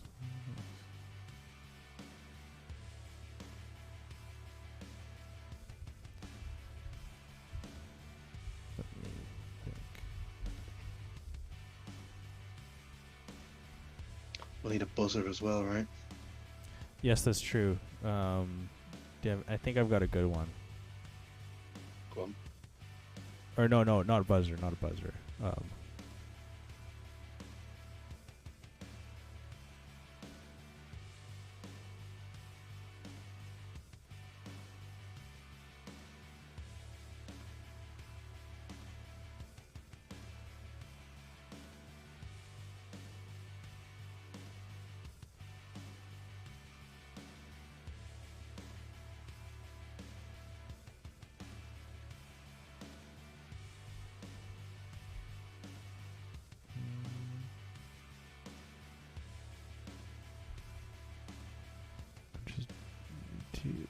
Do you have a buzzer thought up?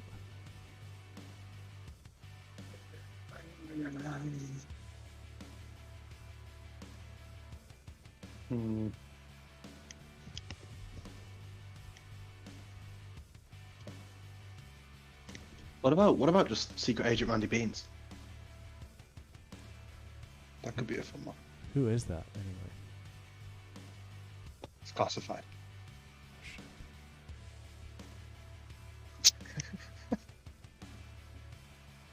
Fair enough.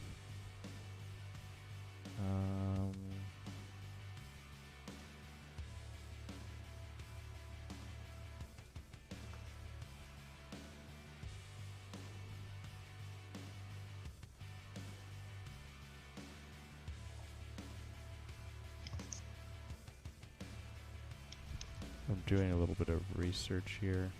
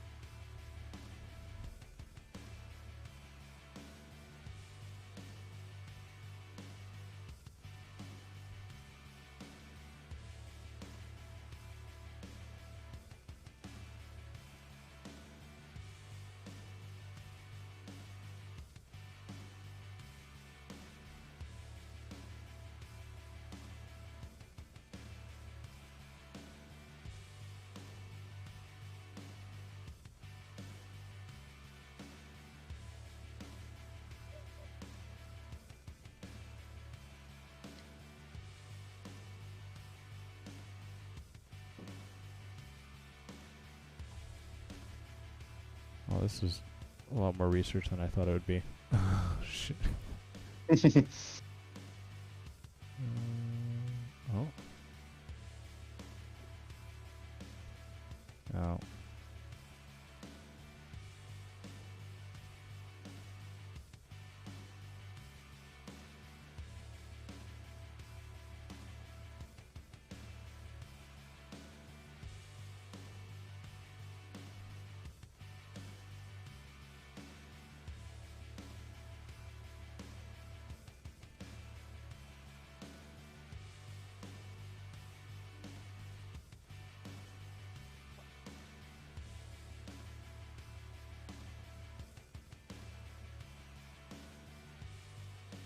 I gotta be getting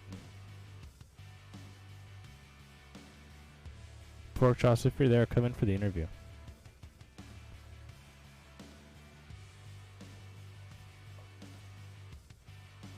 Do you hear my cat just ripping around? No. No? Dude, they're just fucking... They're just chasing each other. They seem wild, though. Yeah. Okay, I've found the answer.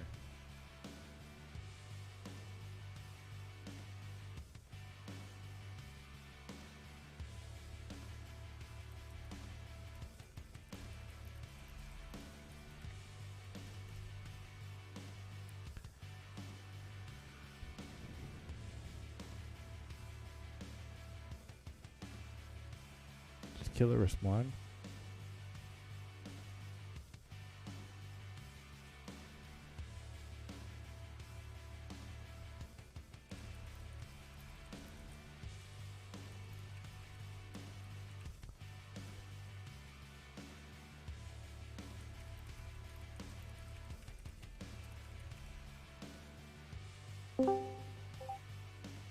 Scorns, you can just hang out with us until other people join.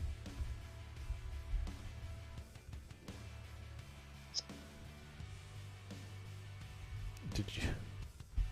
Who changed his day's name to the Flying Fish? Do you have those permissions? Also, he did it himself. He's finally accepting his place as fish. He changed his profile picture to a flying fish as well. Hey, guys, can you hear me? Yeah, we can hear you now. Oh, Yeah. okay. Discord's being weird. It'll be fine.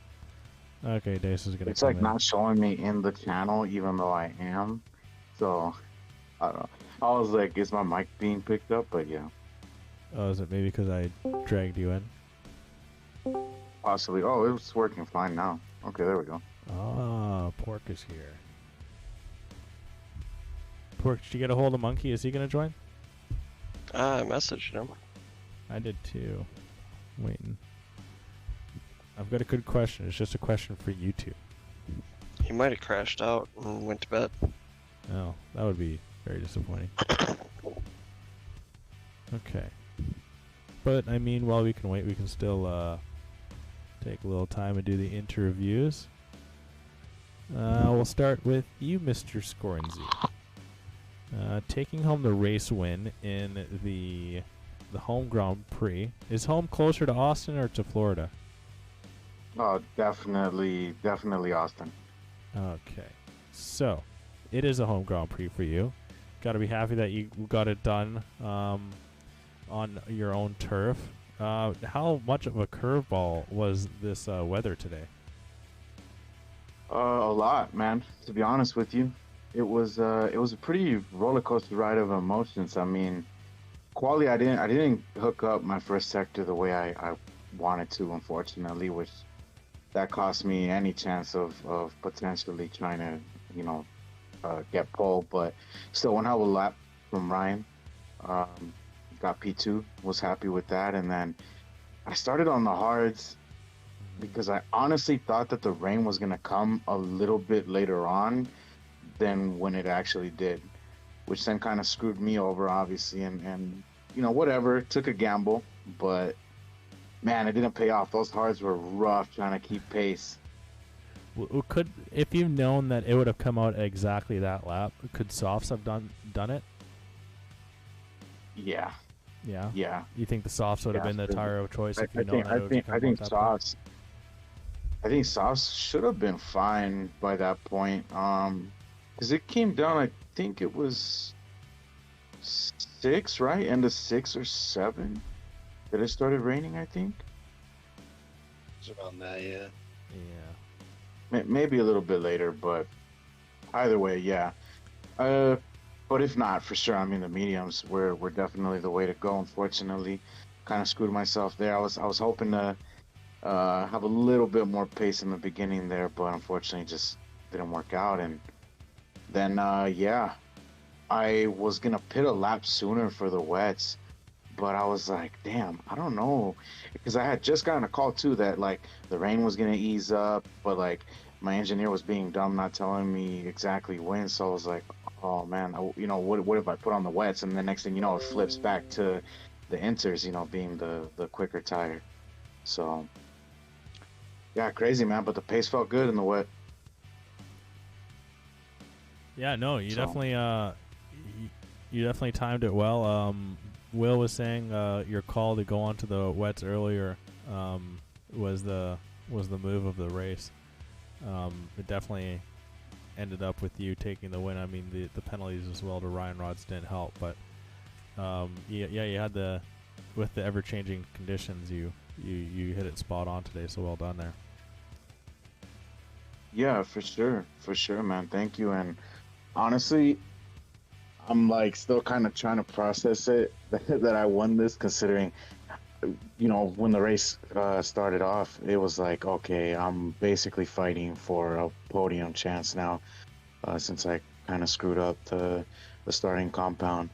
But then, yeah, as the race played out, unfortunately, my teammate, he managed to get rear wing damage from someone, so that was kind of the end of his race, and it was just the car wasn't drivable. So really bad luck for him. Not what you want to see. But otherwise, I mean, it feels good. Feels good to bring home the W. And again, congrats to the rest of the podium. Yeah, very well done. Will, you got anything? So I was just wondering how much of a surprise it was for you to see Killer up there in P3. I mean, not that much of a surprise, man, to be honest with you. Killer's honestly been putting some really strong performances. He's been up there or thereabouts, managing some really good points or flirting with a podium here and there. Certain tracks I remember. So I mean, let's see what he can do next season or whatever. But yeah, it was good. It was good. I was surprised that he didn't fight for that position a little bit more. But at the end of the day, I guess that was crucial for me, because had I been stuck behind him a little bit longer, who knows if I would have gotten Ryan, and then the safety car would have came out. So yeah, that could have been a lot different. Killed Ryan a little bit at the time of that. If it had come out slightly earlier, he would have gotten a free pit stop. But man, yeah, I was so pissed off when that safety car came out at first, because I was like, no, I'm gonna have like a pretty decent gap, and then now Ryan's gonna be right behind me. But I managed a pretty all right safety car restart, and then just never looked back after that. Yeah, just controlled it from there on. Yeah. Now, did your setup lean towards the wet today, or did you have any tinkering with that beforehand? Yeah, it wasn't a full dry setup. I did change a couple things. It wasn't a full on wet setup neither, but I messed around with a few things just to make it a little bit more comfortable, because since I knew that it was going to be changing conditions. So yeah. Okay, good to know. Yeah, well done, man. I guess we'll talk to you next week in your congratulations for completing your third driver's championship. So until then, well done, and thanks for coming in. Thanks, guys, and big shout out to all the moo-moos out there. All right. Thanks, guys. Okay. All right, the fish himself. A surprise interview. Now you just missed out on a podium. You maybe in another world would have had it, but still finishing, I think, just behind your teammate in 6th, was it, Mr. Dace? Yes. Sorry, I had it muted, but yeah. Unfortunately, Will, what'd you say that a fish that couldn't swim would look like?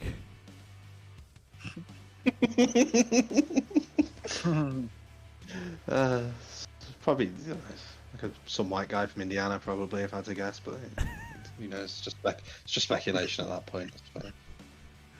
If there was a fish that could swim, it'd be a white guy from Indiana.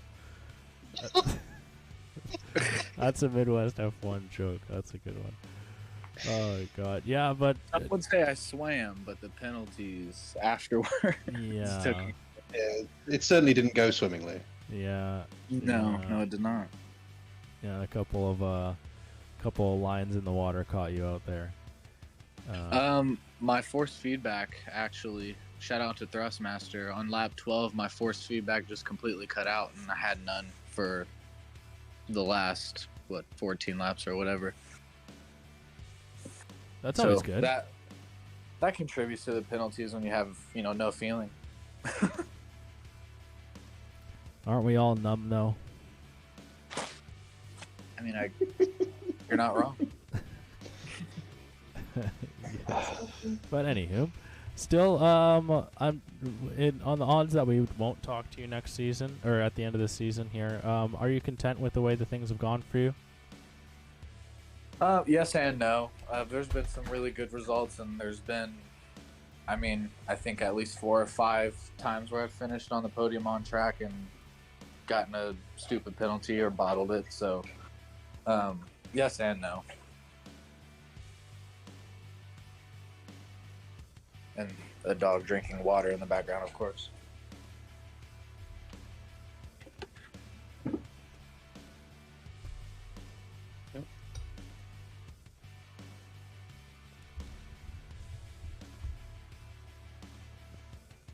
Awkward silence. All right, yeah, good talk, guys. Yeah, good I stuff. thought we lost. Yeah. I thought we lost. Wondering what's going on with the crash The there. bloody cat was jumping on my kitchen table, Oh, and then he decided to take my seat and then rip out my headphones when he did so. Little shithead. Look at that. Well, This is a criminal. He's not cute. sabotage. He's a criminal. Get your airtime, Sully. Sully. Oh, it's Sully and Mike Wazowski. That's my cat's names. Always watching. Always watching Mike Wazowski. Wazowski. Yeah. Okay, thanks for coming in there, Dace. I guess he's gone. I'm actually gonna get going too, guys. But Wait, Scorns, I'm going to do the trivia. This will be good for you, too. okay. Okay. No monkey. He retired in the pits, and I'm assuming he's in bed. Oh, that sucks.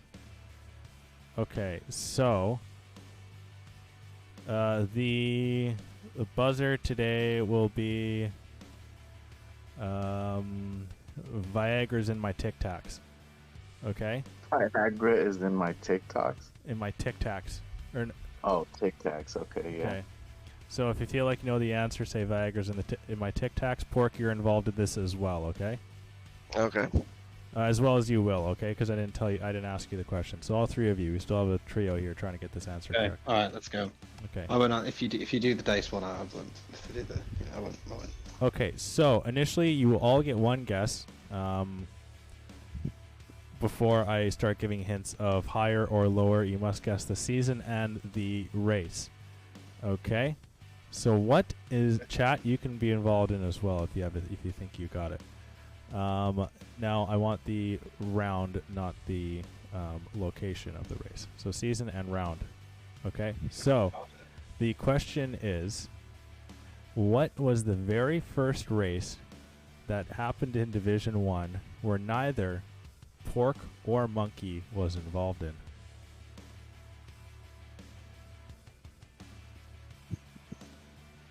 Oh man.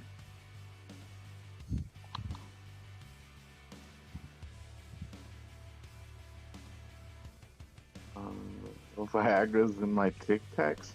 Yes, go ahead. Season 3, round 1. I'll give you that was a pretty good guess, but no, wrong. Viagra Tic Tac. It's season 3, round 5. That is also wrong. Damn it. Viagra's in my Tic Tacs. Yes. Season 3, round 4. That is correct. Wow, that took Let's go. way less time. Yeah. Season 3, round 4 in Silverstone, because you initially started in Division 1 that season, Pork, and then you relegated yourself because you felt like you were too off the pace because Division 1 was getting too quick. Yes. Up until that point, you or Monkey were always involved in a race in Division 1. So nearly a full year. At least one of you guys was in it. Yes. But that was pretty good. That went by a lot quicker than I thought. Those are very good guesses. That was a really good guess from you, Scornsy. That was very close. Yeah, I was gonna say I'm actually kind of surprised with that, considering I never really go back and think about stuff like that. So to actually be that close, that's not bad. Yeah, Not bad. well, yeah, you were around at that point, so I mean, yeah. So Yeah, that's when Honda came in. Yeah, I miss racing him, man. Well, no, Honda was season 2, right? It was like halfway in season 2, or maybe the thought it tail. was- I don't know. I thought he was running away in season 3, and then No, it was season, because season 2 was No, the season that Jacko won, right? Yeah, it was season 2. Yeah, Damn. because Honda and because Jacko and I overtook Honda, because obviously Honda had stepped away or whatever, Mhm. and but I had missed. I think I missed a few races or whatever, and just some unlucky, and yeah, Jacko ended up clutching the title there. Yeah, that was the season when you won 10 out of 12 races. Yeah, Matt Rosie took one in Australia, and Fred Head took the last one in Singapore. And I think that's as well the area that still holds the record for most race wins in a row, with you winning the last one in season 2, and then continuing. season 2 Bahrain, Honda won, right? Yeah, I remember that one actually. That's the one that I wish so bad I would have gotten. Yeah, no, That one could have gone either way. It's just literally he stayed behind me, for the last couple laps, saved up ERS, and then yeah, he it was just attack mode. timed you up. Yeah. Yeah, that was a fun race though. But yeah, okay, that was a good question. That was a good answers, guys. All hats off to you. You guys did really well there. I got a question for you then. All right, hit Same it. buzzer. Okay. Tonight was my how many race in a row race. In start. a row. Ooh. Is that for all of us or just Crash? All of Viagra's you. in my Tic Tacs. Oh man. Oh, What's Will. up? Oh no, I feel like it's been a lot, right? 69. Oh. Incorrect. Oh. Higher. I'll go Okay. Viagra's in my Tic Tacs. right. 78th. Incorrect. Higher. Oh, what? So now, Well, now you it's were- my turn, right? Or Yeah, you're Go for it, Scornsy. okay. 98. No, too high. How many? 98. Incorrect. Too high. Okay. Viagra's in my Tic Tacs. 94. Incorrect. Too low. Viagra's in my Tic Tac. Go for it, Scornsy. 84. Yeah, what? No. He just said 94 was What? too low. Bruh. Yeah, he Wait, said oh. 94, and that was too low. Oh, too low. Oh, sorry, I didn't hear that. Sorry. Okay, well, wasted my guess. No, go ahead. Yeah, 95, go ahead, 96, or 97. I mean, I'm just gonna go 95. Also incorrect. Too low. Okay, Viagra's in my Tic Tacs. 96. Correct. Ooh. Yeah. Ooh. Oh, that was a real shot in the dark there, Crash. It was a 50-50. Right? Went with my birth year. I'll take it. Take the dub.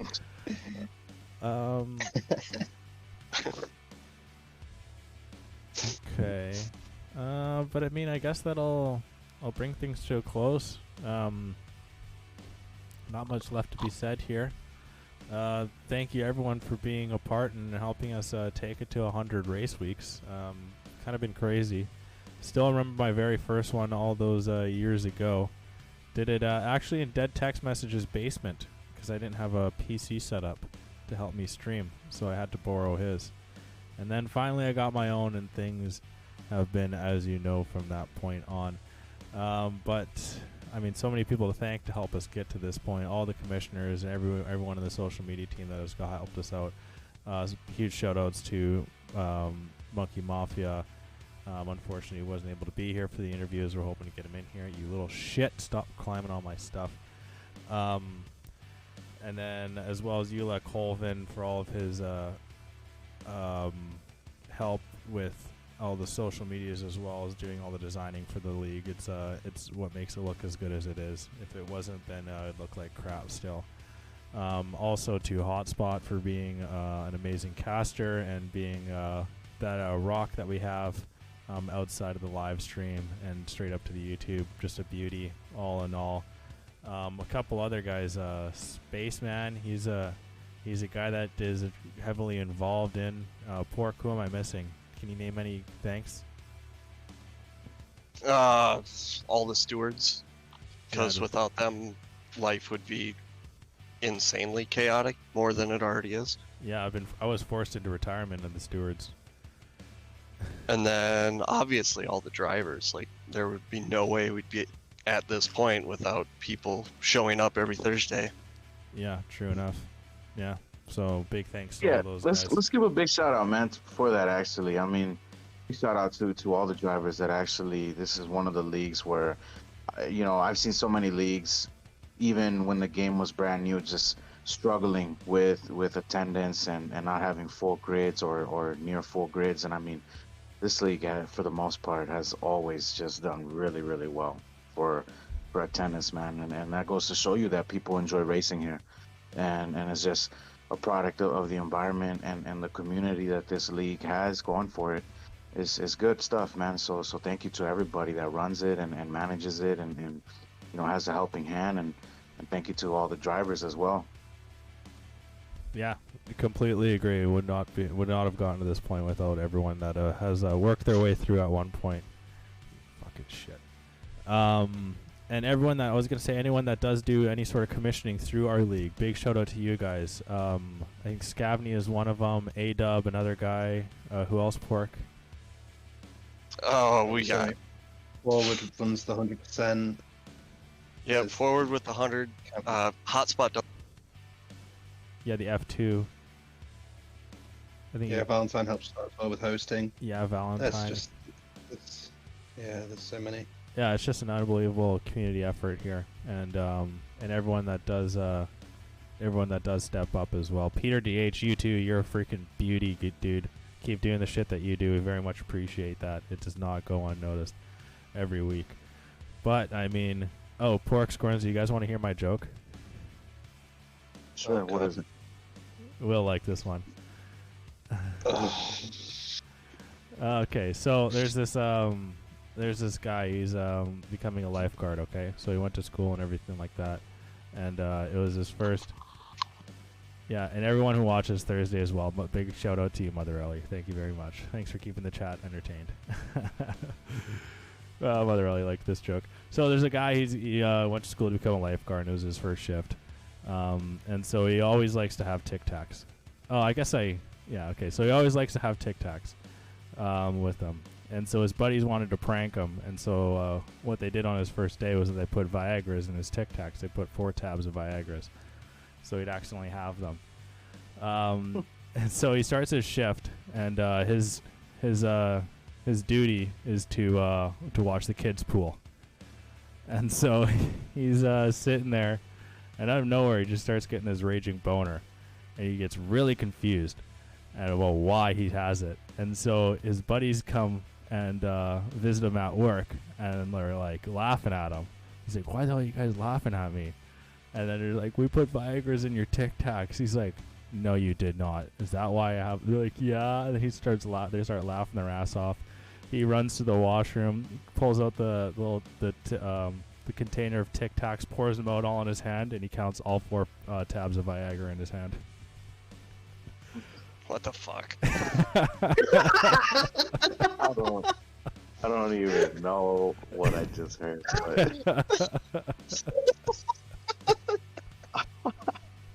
You Canadians are a different breed, I tell you. Oh man. Oh, that's I a good just hope one. no one replaces Tic Tacs with Viagra for me, man. I mean, Oh my god, that's a good one. Okay, all right, but I guess that'll be the final little piece here. Any shout outs, any thanks from you 3? Scorns, we'll start with you. Anything? You good? oh man, yeah, no, I said everything that needed to be said. Beautiful. Thank you. Will, before we get to Pork, anything from you, my guy? No, I think I'm happy. I'm still shocked into silence by the jokes I've had to endure for the past 2 hours. So I'll just sit here. Okay, all right. Pork, anything from you? You want to close the stream, Pork? You think you can do that? I'll let you close it out, but I just, again, thanks everybody that has been a part of everything that we've done in this community. None of it would have ever happened without any of you. So from me to all of you, thank you incredibly much. Yeah. When's your kid gonna start racing? Who knows? Okay. Well, I mean, like it's been said several times here, nothing left for us here in Midwest F1. Hopefully, have a good rest of your Thursday. Thank you very much for spending as much as you did with us on this Thursday. If you're watching on the YouTube channel, thank you very much. Hopefully, you enjoy what you're witnessing. If you don't, then just try again next week. Maybe we'll be better. Maybe less perverted jokes. But be sure to go check out all the social medias, the Twitter, Instagram, and as well our website. That's the word. Just Midwest F1 League in the Google bar, and it'll be the first thing that pops up for you. And just go check out there. You can see all of the past records that as well as it gives you direct links to all of our sponsorship pages. Sponsors are as follows: the Raise Energy MWF1 at checkout for 15% off your order. Use that stuff; it is very good. And zero crash, zero sugar. It's actually solid. You'll be surprised that it actually works like that, and it does. As well as EPOS Gaming, exclamation point EPOS in chat, and it'll bring you a direct link to the store for you to purchase all of your headset needs, as well as a high quality audio microphone that I am using right now. I don't actually sound this good in real life. It is just the microphone. Eula Coleman, be sure to go check him out on Instagram for all of your design needs if need be. The guy is a whiz with it, and it's the reason why we look so good, like I said before, as well as Sim Racer Coin, the one that is forever growing for the racing community. I don't know anything about cryptocurrency, but I can tell you that this is a good investment. So put what you can into it and put it in now. But hopefully that is... you have a safe weekend from me and everyone here in the Midwest F1 League. Thank you very much for being a part of what is this growing and amazing community. And hopefully we can see and meet more of you beautiful bastards in the future. And other than that, I've been Crash McQueen. I've been joined this evening by Will Nye, the Science Guy, Pork Chops, and as well as Scornsy in their videos. Hope you had a good weekend. And fucking stupid ass